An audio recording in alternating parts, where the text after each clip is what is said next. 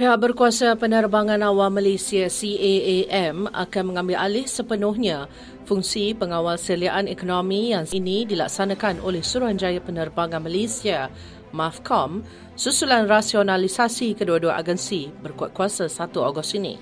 Menteri Pengangkutan Anthony Loke berkata, langkah itu menjadikan fungsi kawal selia industri penerbangan disatukan di bawah satu entiti iaitu CAAM untuk memacu pertumbuhan industri penerbangan Malaysia.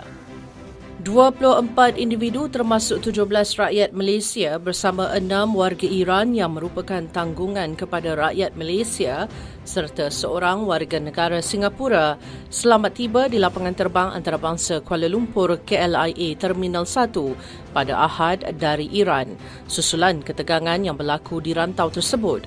Kesemua mereka termasuk Duta Besar Malaysia ke Iran, Hairi Omar, selamat tiba menerusi penerbangan Malaysia Airlines MH781. Disambut Timbalan Ketua Setiausaha Hubungan Dua Hala Kementerian Luar, Datuk Ahmad Rozian Abdul Ghani. Menjelang 2040, Bandaraya Kuala Lumpur akan melalui transformasi pembangunan secara besar-besaran yang lebih terangkum dan inklusif. Perdana Menteri Datuk Seri Anwar Ibrahim berkata, pelan baharu itu mengambil kira teknologi masa kini iaitu pendigitalan dan kecerdasan buatan AI bagi menjamin keselesaan warga kota.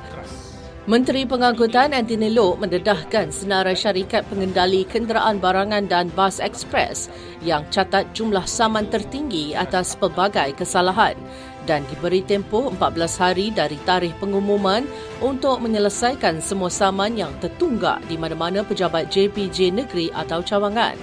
Malaysia dan Republik Kyrgyz bersetuju untuk bekerjasama membangunkan sistem perbankan Islam serta memperkukuh perdagangan produk halal dengan Malaysia, menawarkan kepakarannya dalam kedua-dua sektor bagi membantu pembangunan kemudahan dan perkhidmatan berkaitan di Republik berkenaan. Perdana Menteri Datuk Seri Anwar Ibrahim berkata, dalam pertemuannya dengan Presiden Sadir Zaparov di Putrajaya berkata, kedua-dua pemimpin membincangkan penubuhan Bank Islam bagi mewujudkan sistem kewangan yang lebih baik.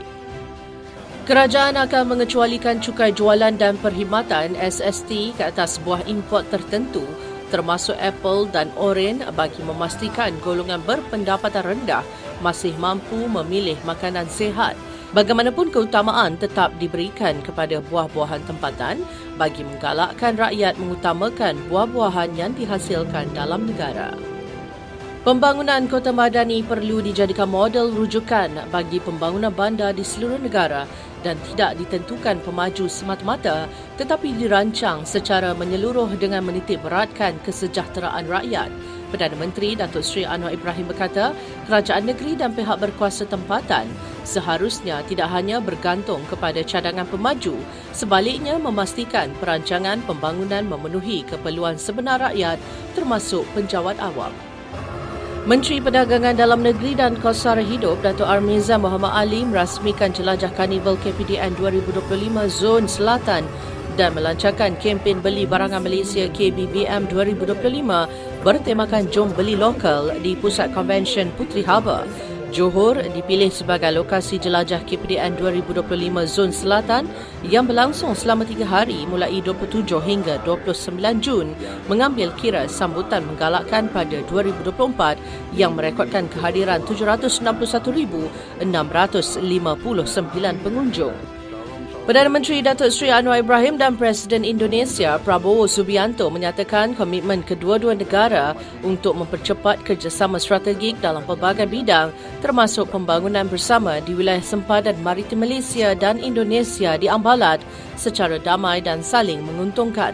Pada sidang media bersama selepas pertemuan dua hala di Istana Merdeka di Jakarta, Anwar berkata kedua-dua negara harus mempertimbangkan kerjasama ekonomi termasuk di kawasan sempadan maritim yang memberi manfaat kepada rakyat.